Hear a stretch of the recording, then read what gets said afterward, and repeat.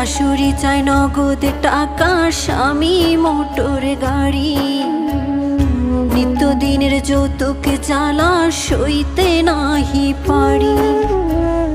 কথায় কথায় ওরা সবাই তোলে গায়ে হাত, নোংরা ভাষায় দেয় যে গালি, তুলে বংশজাত।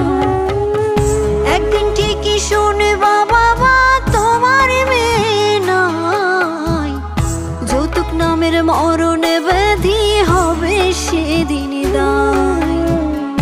একদিন ঠিকই শুনবা বাবা